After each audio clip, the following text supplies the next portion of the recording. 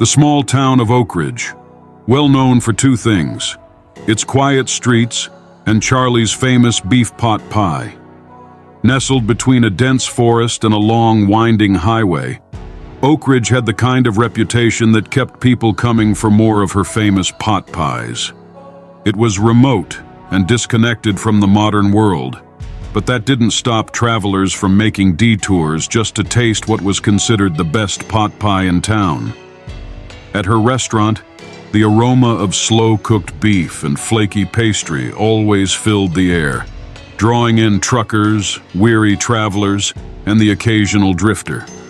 Locals swore by her pies, claiming they were unlike anything they'd ever tasted. Some even said there was something special about her secret ingredient, though no one could ever quite put their finger on what it was. And Charlie, with her warm smile and generous portions, seemed to embody everything that was right about a small-town cook. She was always behind the counter, stirring her pots, rolling out dough, and cutting generous slices of pie for her loyal customers. But no one knew the truth.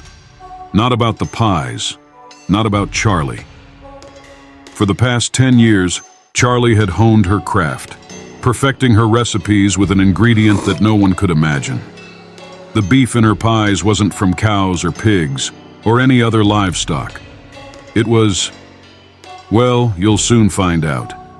Hitchhikers, drifters, and people who had fallen through the cracks of society. These were the unlucky souls who became part of Charlie's secret ingredient. To the town, they were nameless faces, people who came and went without a trace. But to Charlie, they were just meat. She had a routine. Once every few weeks, when her supply was running low, she would set out at night in her old, beaten-up truck, cruising the nearby highways and back roads in search of her next victim. Tonight was one of those nights. Charlie pulled on her leather jacket, her eyes cold and calculating as she glanced at the clock. It was nearing midnight, the perfect time to find someone desperate enough for a ride, someone who wouldn't be missed. She grabbed her keys, checked the small bang-bang tucked into her pocket, and slipped out of her house, locking the door behind her. The old truck roared to life as she backed out of the driveway, her headlights cutting through the dark. The road stretched out before her like a ribbon of opportunity, and she smiled to herself, knowing she would find someone soon. About 20 minutes out of town, she spotted her target. A young woman stood at the side of the road, her thumb out, illuminated by the glow of the truck's headlights. She looked cold and a little scared, her bag slung over her shoulder. Perfect. Charlie slowed down, pulling to the side of the road. The woman stepped forward, relief washing over her face. "Need a ride?" Charlie asked, leaning out the window with a friendly smile. "Yeah, I'm trying to get to the next town. I missed the last bus," the woman replied, her voice shaky but hopeful. Charlie nodded. "Hop in. I'm headed that way." The woman, who introduced herself as Crystal, climbed into the passenger seat, throwing her bag into the back. As they drove, they exchanged small talk. Crystal told her about trying to find work in the next town, how she'd been having a rough time. Charlie listened, all the while assessing her new prey. They drove for a while, the road winding through the woods, the only sound the low hum of the engine. Crystal started to relax, believing she had found a friendly stranger to help her out. But Crystal didn't know what kind of help Charlie had in mind. After about 30 minutes, Charlie casually reached into her jacket and pulled out Bang Bang. Crystal didn't even see it coming. "Don't scream," Charlie said, her voice calm but with an edge of menace. "If you do as I say, this will be over quickly." Crystal's eyes widened in terror, her hands trembling. What do you want?" Charlie held up a small bottle, its contents a clear, viscous liquid. "I want you to drink this."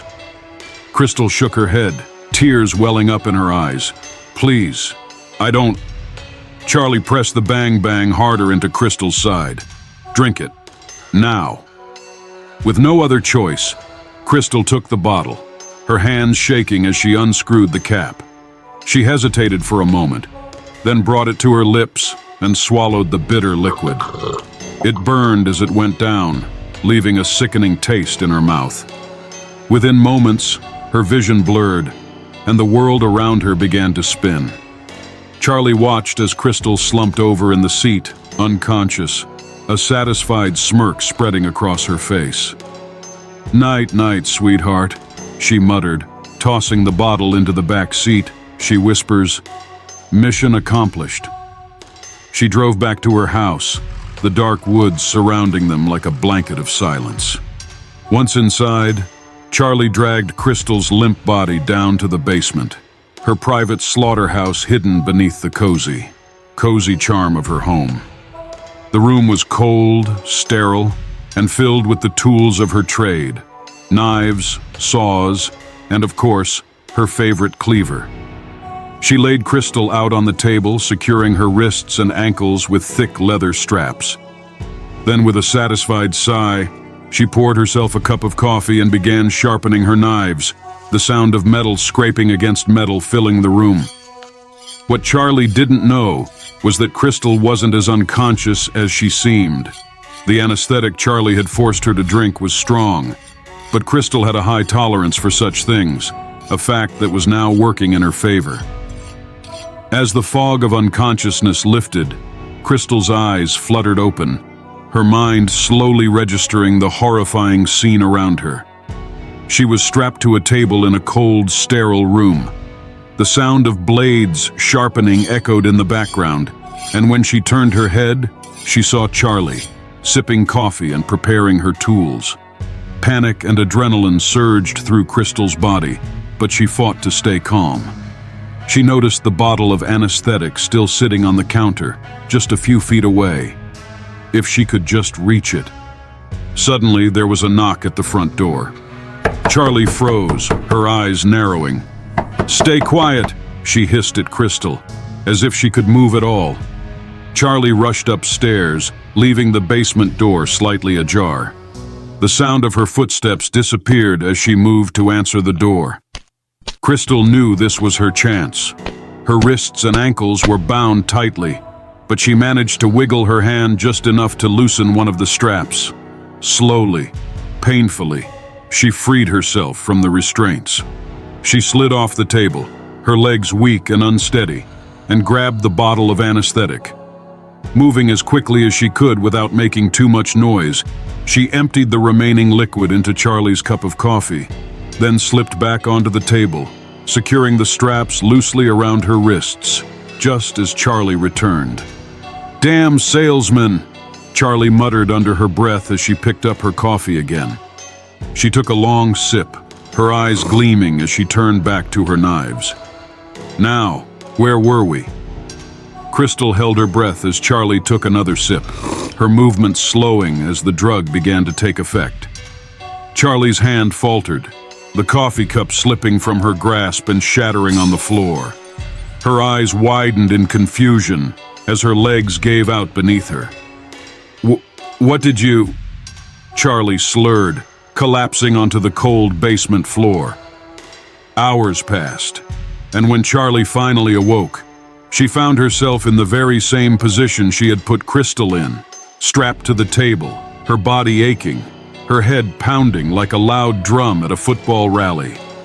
She tried to scream, but a gag was tied tightly around her mouth, muffling any sound. Panic set in as she struggled against the restraints, her eyes darting around the room, searching for Crystal. And then she saw her.